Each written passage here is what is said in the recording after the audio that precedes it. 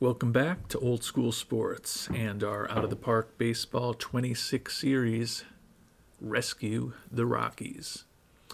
And we have made it through our first couple weeks as a general manager of the Colorado Rockies. Actually went 8-7 in our first 15 games.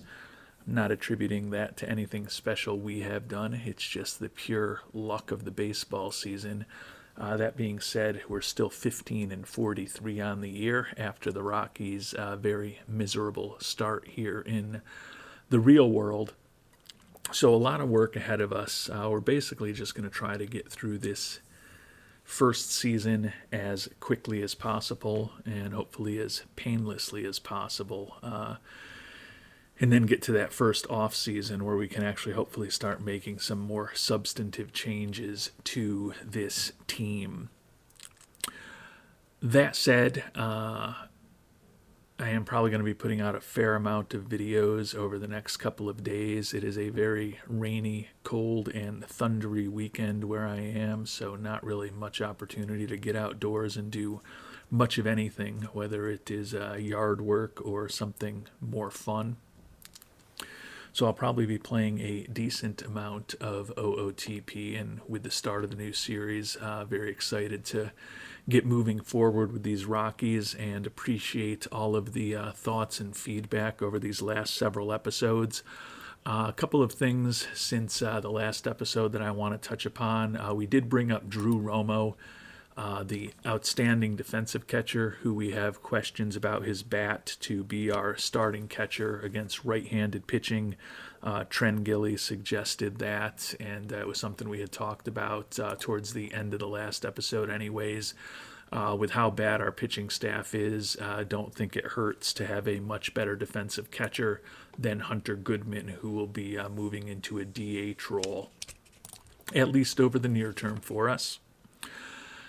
Have also been going back and forth about potentially trading for the Royals' Vinny Pasquantino. Handles, Jackhammer Possessor, and James Miller Media have all had interesting feedback on their perspective on Pasquantino and some of their experiences with him in both OOTP and observing him in real life. At this point, we only had average scouting accuracy on him, so although I think we kind of know what Vinny Pasquantino is, we're going to punt on doing anything for the next couple of weeks till we get an updated scouting report on him. I wanted to check in quickly on Braden Nett, which was a significant trade for us, the most significant trade I think that we've made here in the early weeks of this playthrough. Tren Gilly thinks it was a good deal for us. I hope Tren Gilly's right, although I did note in a response to a comment to him that since we picked him up less than 2 weeks ago, he's also already ended up on the IL with a tired arm that has a substantial impact on his throwing. He should be back from that in a few days at this point.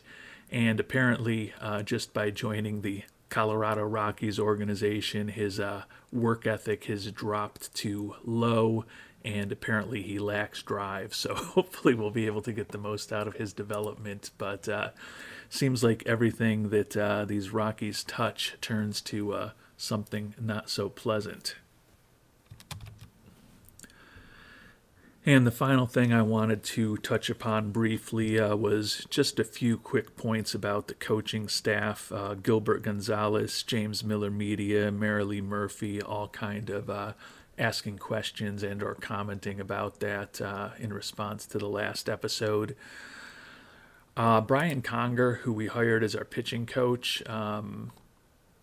Marilee Murphy kind of had the perspective that Conger wasn't all that great, but when I think about what I want from a pitching coach, I want them to be able to teach pitching, which he's excellent at, handle development and influence mechanics, both of which he is good at, and also be someone who has good relationships. So to me, Conger checks a lot of the boxes, and Marilee Murphy did note that the relationships are something important. Some of the other commenters also talked about that, and broadly, I probably care more with a pitching coach or a hitting coach as far as the teach pitching or teach hitting, plus the handle development in the influence mechanic ratings, a bit more than I care about the relationships. That being said, I generally won't hire a coach unless they have average or better relationships with the players. That's really kind of a basic requirement for me. Just to look at a couple of the other coaches that, or actually one other coach that I wanted to comment on.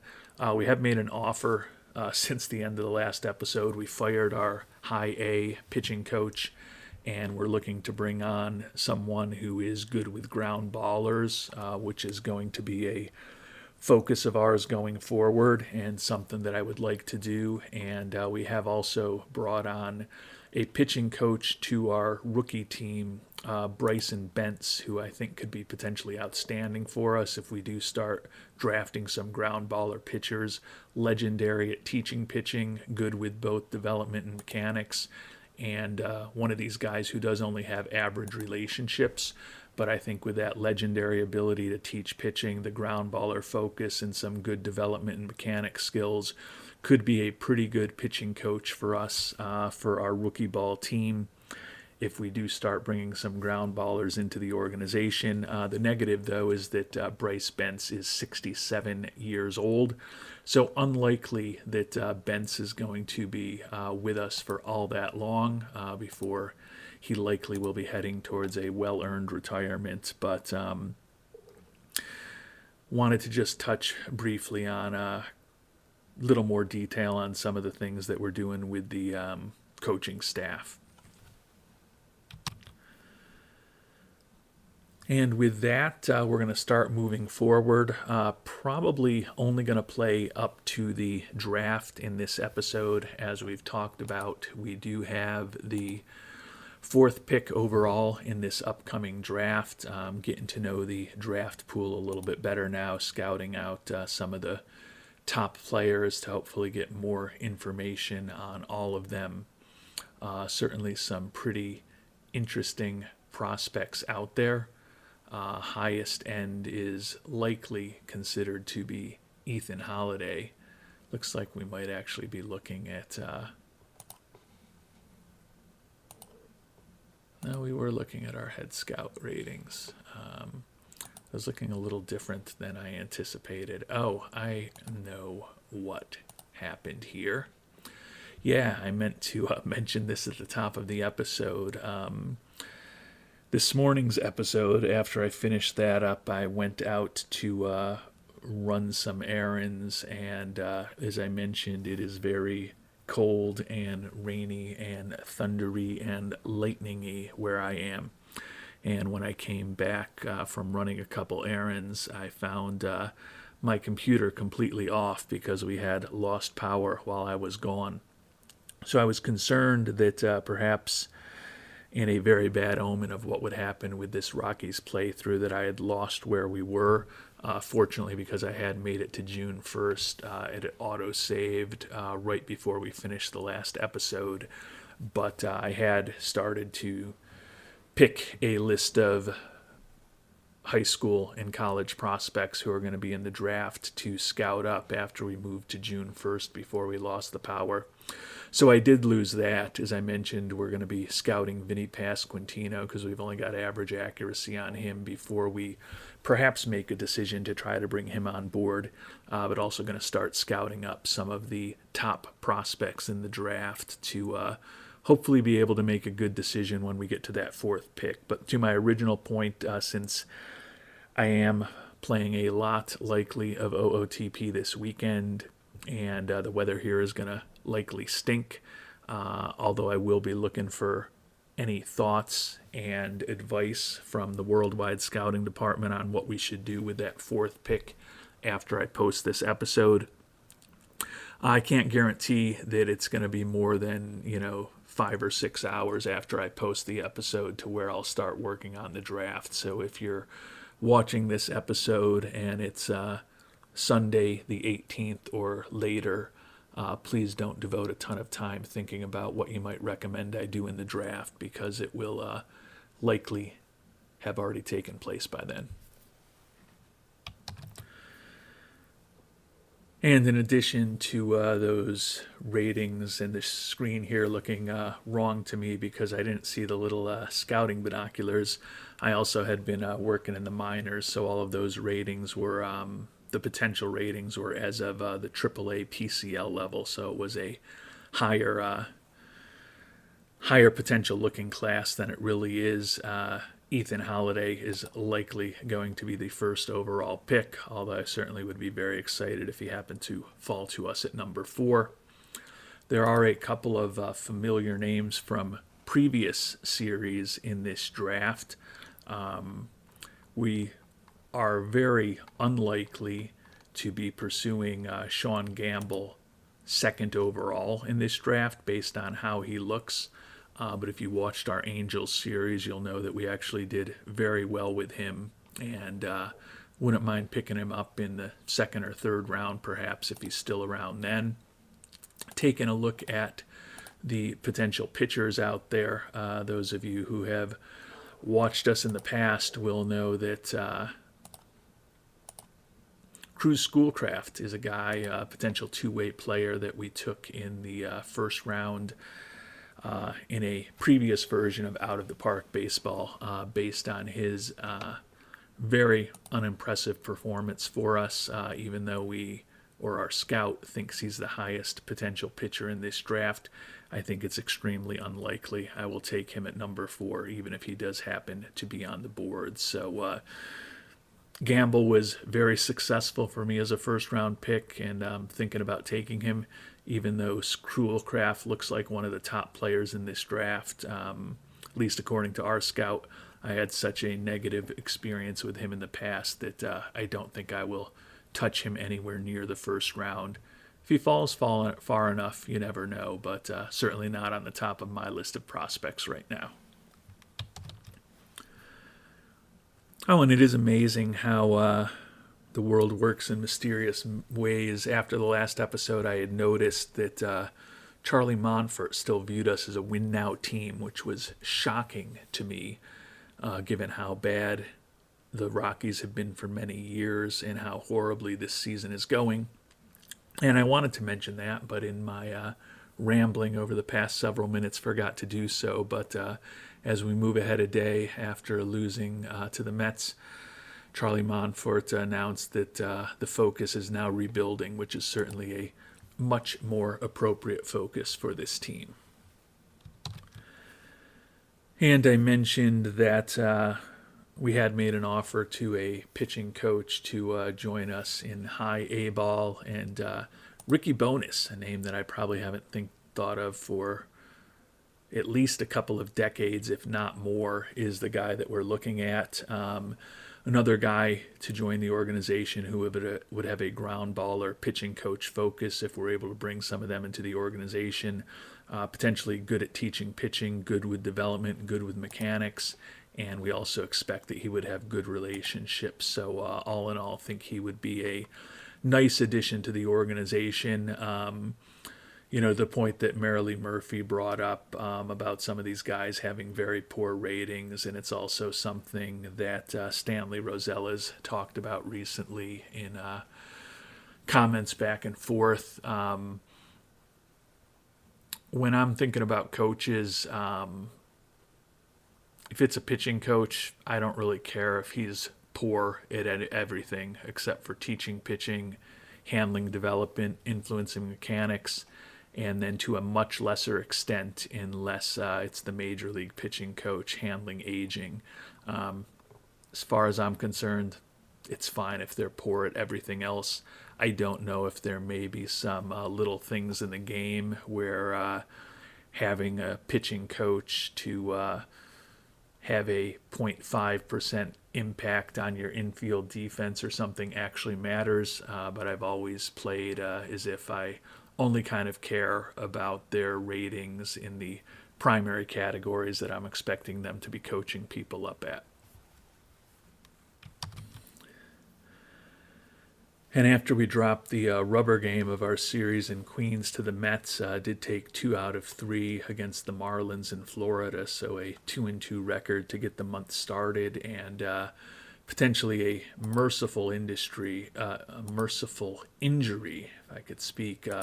Kyle Freeland going to be out for about 8 weeks with elbow tendonitis. What that means is it's unlikely we're going to be able to trade him before the trade deadline, since we are no longer in our playthrough this year allowing me to trade injured players. Maybe he'll be healthy right before the trade deadline, but we have spent a lot of time and effort trying to put together deals with Mr. Freeland, and we have had him on the trade block, and nobody has been interested in him.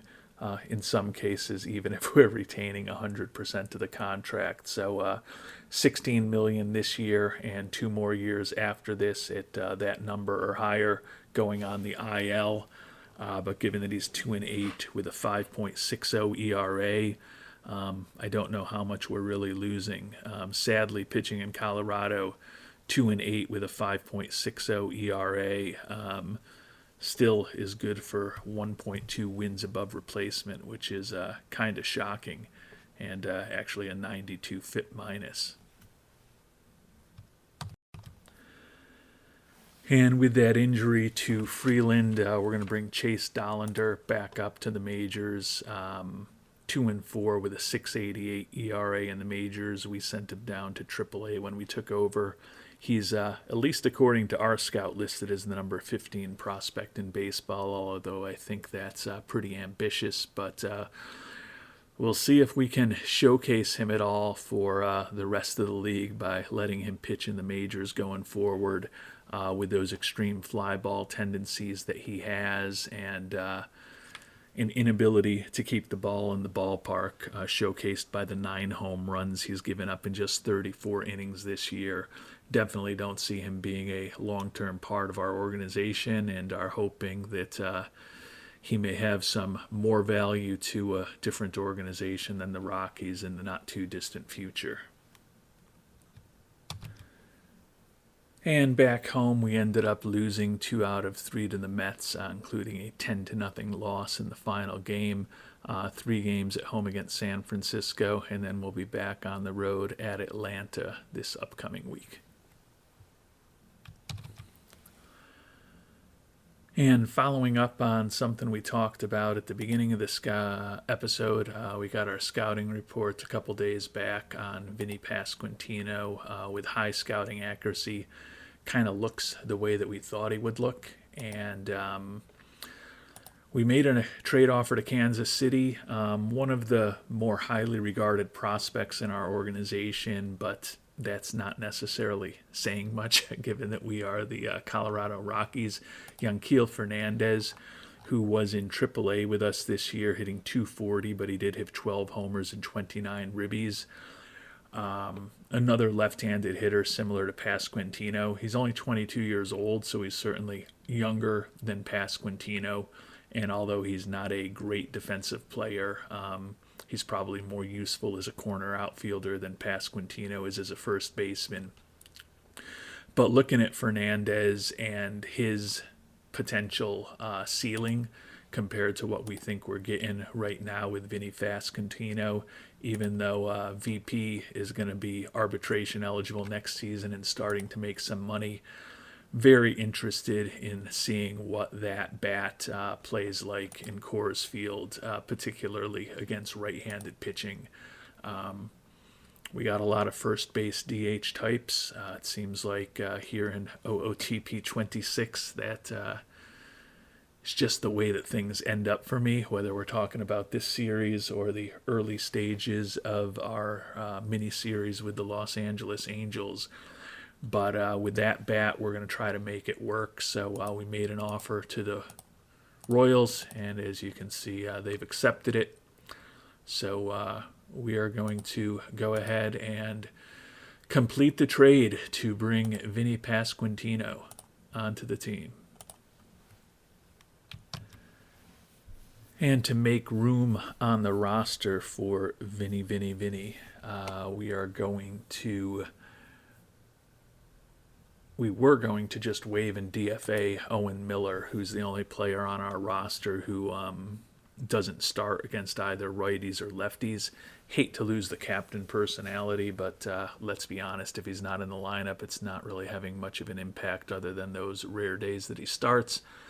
And at 19 and 50, I can't claim that we're playing for anything particularly important this year. But rather just wave and DFA him, decided to shop him and just see if there was anything interesting out there. And I think we're going to trade him for Brandon Walter, left-handed starting pitcher who has 9 games in his career with Boston a couple years ago with a 6.26 ERA.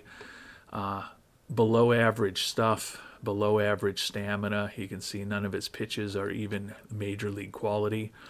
But he does have outstanding control, and he does have extreme ground ball tendencies. I don't know how much worse he can potentially be than some of the pitchers who are currently on our pitching staff. I don't think he's going to go right to the majors. We'll probably plump him into AAA and see what he does there, but I would rather bring him on board than just get nothing at all for Mr. Miller. So we're going to go ahead and complete that transaction. And the players disappointed to see Owen Miller leave, concerned that losing him could hurt the positive vibe that we currently enjoy in the locker room. Again, we're 19 and 50. I don't think things can really be all that positive.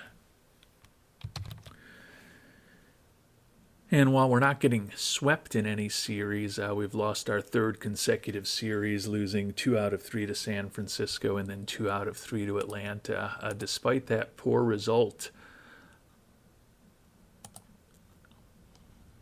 Brenton Doyle was named the National League Player of the Week, 3 home runs and 10 ribbies while hitting .407. So a big week for the center fielder, even though we only had a 2-4 record. And right when I said we hadn't been losing any series, or we hadn't been being swept in any series, of course we are swept in 4 games on the road in Washington. Did bounce back to take 2 of 3 at home against Arizona, but at 22 and 56, obviously things are not going very well. Got to our mid-season review of the goals. Not surprisingly, Mr. Monfort is not particularly excited about what we've done so far.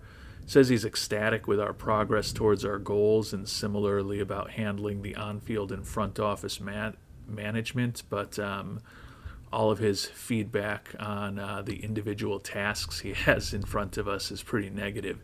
Not that I've had a ton of time to really address them yet, but we're playing better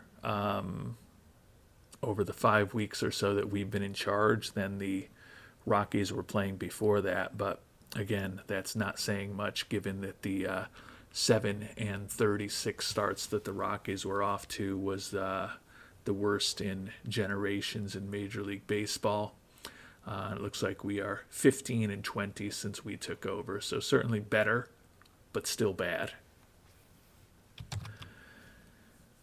And a rough finish to this month of June. We took 1 out of 3 at home against the Dodgers, and then were swept by Milwaukee.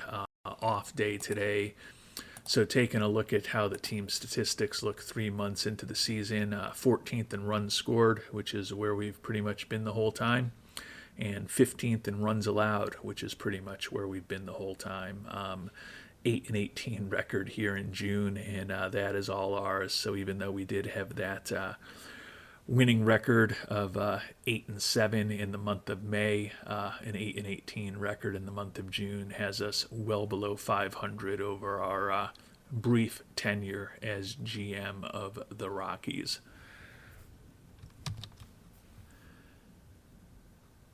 And I'm not quite sure how sensitive my mic is, but if it's very sensitive, you'll probably be hearing some rumbling thunder behind us to prove that I was not lying to you about the weather that we are experiencing today.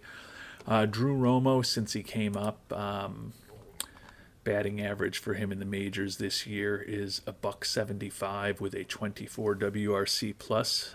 So he certainly has been extremely disappointing offensively, but we've got him in there for his glove. Hopefully he'll be helping our pitching staff at some point.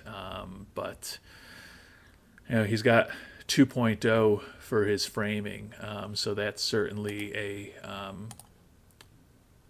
improvement from what we had defensively with Hunter Goodman at catcher, because he was negative 2.2. So we're getting a little bit of an advantage defensively by having Romo in there at catcher from at least a framing perspective, but not a lot of offense when you're hitting a $175. Goodman on the year, 248 average, 11 homers and 42 ribbies. Basically has been a league average offensive player, and he's playing a lot more as a designated hitter now rather than a catcher.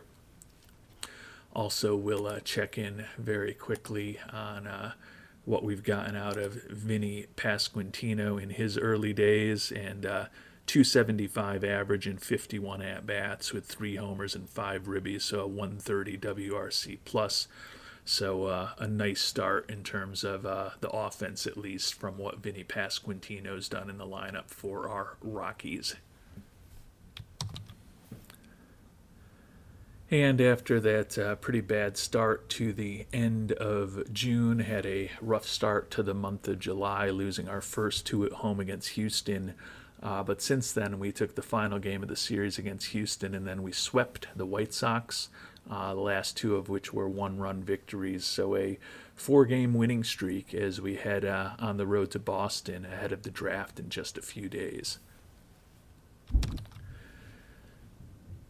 And although the Red Sox did snap our 4-game winning streak, we did take 2 out of 3 in Boston. So the month of July, by the standards of these Colorado Rockies, is going pretty good with a 6-3 record in an admittedly small sample size. The first-year player draft coming up tomorrow did have some negative injury news. Center fielder Brenton Doyle, intercostal strain, going to be out for about 3 weeks. So we're going to have to find a new center fielder for the time being. He's been solid this year, 253 average. He's got 10 homers, 12 for 12 stealing bases. That said, he has struck out 85 times and 312 at-bats. On-base percentage just barely over 300, and it all adds up to an 87 WRC plus. But he still is about a 1.5 above replacement, thanks largely to his defense.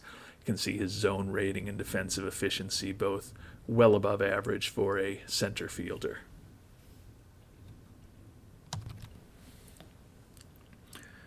And we have made it to draft day. As we noted, we are going to have the 4th pick. Taking a look at the expectations. Ethan Holiday expected to go number 1 to the Washington Nationals. Starting pitcher Malachi Witherspoon expected to go to the Angels. Left fielder Jace Laviolette expected to go to Seattle. And we are projected to take shortstop Kason Cunningham. Actually, I don't hate him in the context of this pool. Looking for a lot of money at $11 million, so over slot with his bonus. But he is a left-handed hitting middle infielder. I think he's really more of a second baseman at the major league level with that profile than a shortstop. But decent speed and a pretty interesting bat, high work ethic. I could definitely see him being the guy that we're going to get. If you're listening, it looks like we're actually getting some nice May hail here in addition to the rain and the thunderstorms. So it's been quite an interesting weather day. And going to hope that there's no damage from that hail. I'm going to go check on that and make sure that there's not any glass that's going to break from these giant ice pellets that are now blowing into my house. And thankfully, it seems like the hail has stopped. Not really in an area of the country that tends to get very much hail, so it's always a novelty the 1 or 2 times a decade that we see that. But still thundering and raining, but it's quieted down a bit. I know I was speculating on who we might have available to us, but there's an easy way to figure out who it is, and that's to get the draft going and auto draft until our next pick for the Colorado Rockies. Obviously would love Ethan Holiday to be on the board, but not expecting that will happen. And I would love Cruz Schoolcraft to come off the board. It's possible that will happen. I also, in addition to being intrigued by Kason Cunningham, am pretty intrigued by Jamie Arnold, college starting pitcher. So we'll see who is available when we are picking. And the first three selections, Holiday, Laviolette, and Kason Cunningham. So disappointing that Cunningham is gone. Kind of thought that Holiday and Laviolette would be two of the first three, so no real shocks to see them off the board. Could definitely push us towards a pitcher, although some of these third basemen are interesting as well. Before we finish up this episode, we'll take a look at some of the top prospects out there and kind of close things out by asking for any ideas from the Worldwide Scouting Department as far as which direction we should perhaps go. The top four recommendations, at least according to our scout, are third baseman Brady Bell. Really outstanding potential home run power. The rest of his batting profile is pretty average. Looks like a competent defensive third baseman, not the best speed in the world. We've got high scouting accuracy on him, looking for $10 million for the left-handed hitting third baseman. I honestly think I kind of prefer the other third baseman that we're going to be talking about shortly. But before we talk about him, we will take a deeper dive on Cruz Schoolcraft. Certainly think his stuff could be incredible. The movement and control, both kind of average. And when we look at his potential batting ratings, going to struggle with contact, average gap power, but the home run power could be incredible, and the eye looks like it could be well above average as well. So an interesting two-way prospect, has high leadership, which I like to see. I just don't know that I'm going to be bold enough to try Cruz Schoolcraft again after we got burned with him a year ago. Third baseman Lucas Franco is a guy that I do like, though, a very well-balanced batting profile. Think he can be above average in everything with home run power, and then particularly a batting eye that's well above average. Not looking for a ton of money. Pretty respectable defensive profile for a third baseman, like the high adaptability, pretty average in terms of his speed. And the last of the four guys that our scout is recommending, second baseman Ava Arquette. Think that he is another guy who's got a pretty interesting profile, another potential guy who's kind of average or better at everything. He's kind of the opposite of the last player we talked about, the third baseman, in that his contact and his gap power are his strong suits. Power and eye more average for him. Pretty decent defensive profile for an infielder. Decent speed as well for the player who is out of Oregon State. But there's also a lot of other players and a lot of pitchers that we should think about. So we'll go take a quick look at some of the top guys here on the sortable list as far as the prospects. We've talked about Cruz Schoolcraft. We have not yet talked about Jamie Arnold, a college pitcher that I'm really interested in. Looking for a ton of money, $12.5 million coming out of Florida State for the 6'2" southpaw. Has some negative personality traits with that low leadership and work ethic, but as we saw in our mini-series with the Los Angeles Angels, those things can be overcome through some luck and success in the development lab. His stuff, his movement and control aren't far off major league quality, and we think they could all be a bit above average if he reaches his true potential. Got the potential to have a 4-pitch arsenal. His fastball is basically major league ready, can throw in the mid-90s, and he's got 60 stamina. Not a ground baller, but he's also not a fly ball tendency pitcher. So while he might not be perfect for Coors Field, if he reaches his full potential, I think he could be reasonably effective there. Jack Bauer of 24 fame, a left-handed pitcher out of high school. I think his stuff could be well above average, movement and control both in the average range. Potential for a 4-pitch arsenal for Mr. Bauer if everything goes well.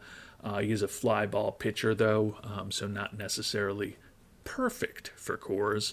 Only looking for $2.6 million, though, so a guy who is looking for under slot at this point. The last of the true high-end ceiling prospects is starting pitcher Marcos Paz, another high schooler. We think his stuff and his control could both be well above average. Another guy who likely throws in the mid-90s. Movement and home runs allowed, more of an average range for him. And another guy who could have up to 4 pitches if all goes well in terms of his development. And I did look at some of these other pitchers offline who aren't as highly regarded. Don't think any of them are quite to the same level as that top batch. I'm assuming Jackson Peavy at 18 years old, maybe the former major leaguer Jake Peavy's son. I don't know that for a fact, but that would be my guess. I'm sure one of the viewers out there knows whether or not I'm just making that up or not. I tend to think if I were to go for a pitcher here at 4th overall, kind of think I'd be inclined to go for the lefty out of Florida State, Jamie Arnold. Going to cost a lot of money.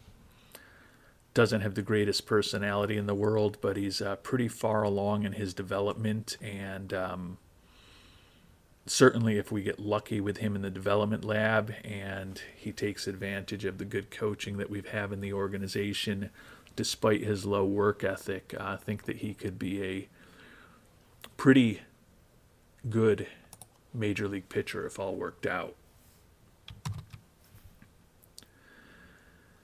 And we've already looked at the top 3 prospects among the everyday players, at least as far as their ceilings. Iva Arquette, pretty well-balanced bat and a decent-looking glove for a second baseman, college player out of Oregon State who is not that far off potentially being able to help in the major leagues, so there's definitely some things to like about him. Brady Abel, really like the home run power. Not quite as much speed, and the glove is not quite as good as his counterpart at third baseman, Lucas Franco. More well-balanced, but certainly doesn't have the same kind of power that Brady does, although his gap power and his eye are a bit better. And as I noted, I think the glove for Franco is a little better. There's also 4 other prospects with relatively high ceilings. Charles Davilan, Canadian product out of Arkansas. Pretty good contact hitter, pretty good eye. Like the high leadership and work ethic. Looks like more of a decent corner outfielder defensively. Has faced a great competition level. Looking for slot. Center fielder Slater DeBruyne, real good contact, potentially average-ish at everything else, although doubtful that his home run power even gets up to average. He's committed to Vanderbilt, pretty good speed and good base running and bunting instincts. Like the outfield range, I think he could certainly be a interesting player down the line for us. Another center fielder, high schooler Brock Kettleson, committed to Stanford. Another guy who's a good contact hitter. Gap power looks above average. Home run power in the eye, not exceptional. Speed a bit above average. Pretty solid defensive outfielder. I think he could be a really good right fielder, left fielder. Probably passable in center. He also is a potential two-way guy with good work ethic, but low loyalty and low baseball IQ. Pitching, looks like a bit of a marginal prospect, especially for Colorado, given that we think he could potentially give up a lot of home runs, but certainly do like having the opportunity to make it as a pitcher if you don't make it as a hitter, or vice versa. And the last of the guys with potential at the highest end is shortstop JoJo Parker. Competent defensively and a pretty well-balanced bat. Contact looks like the top feature of the left-handed hitting middle infielder. So some interesting decisions.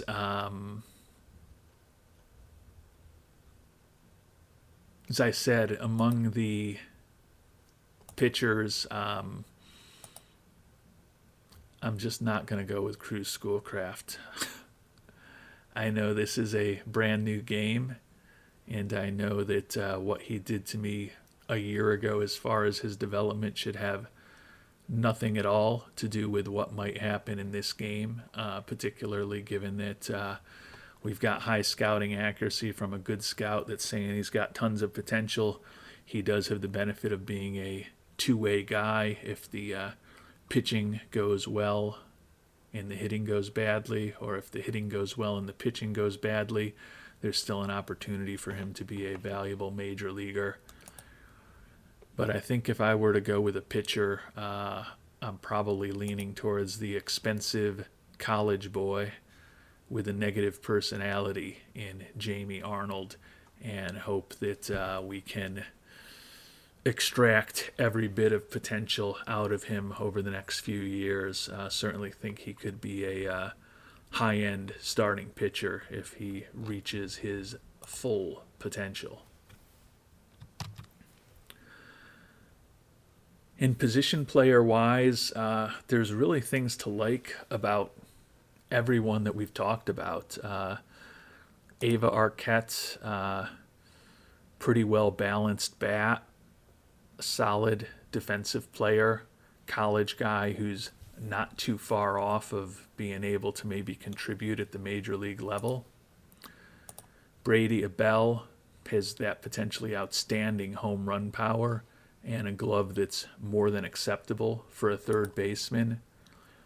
Lucas Franco, a much more balanced bat, but we think he can be a little bit above average in everything offensively to go with a pretty solid third baseman glove and decent speed, decent bunting instincts. Charles Davallon, a college player who's further along, looks like he could do a pretty good job getting on base, competent defensively. Slater DeBrune, if we wanted to go for a younger player, potentially great range, potentially excellent speed, left-handed hitting outfielder who could be a pretty good contact hitter. Brock Kettleson, similar story, potentially really good contact. Do have the advantage of him potentially being a two-way guy, although I do question him a bit as a pitcher. And then JoJo Parker, another solid-looking defensive infielder with decent speed and a bat that we think can be average-ish or a little above at everything else. I think my initial inclination, now that Case and Cunningham, who I kind of really hoped was going to fall to us at third overall, did not, is off the board, is maybe to go with the pitcher that I like the most in Jamie Arnold, and then hope that one of the second-tier pitchers, or perhaps one of these 7 top regarded batters, happens to fall to us in the second round. Certainly no guarantee that that's going to happen. There's a long way to go before we get to that point, and there are a lot of first-round picks this year, 43 first-round picks before we are moving to the second round. Now we will have the second pick in the second round and all subsequent rounds. And we actually also have a compensatory pick at the end of the second round, and then we'll be picking early in the third round. So we've got a fair amount of picks coming our way, but the 45th overall pick in the draft, after we're picking fourth here, while I'd love a scenario where one of the position players that we were just talking about happens to fall to us. I certainly think that that cannot be guaranteed. Would potentially have the opportunity to turn this into a brilliant potential draft if we were able to get one of these 7 guys with our second round pick, but no guarantee that it's going to happen. I still think the college guy, Jamie Arnold, is the way to go. Would be interested in people's thoughts on Cruz Schoolcraft, but as I said, I just don't see any way that I'm going to take him.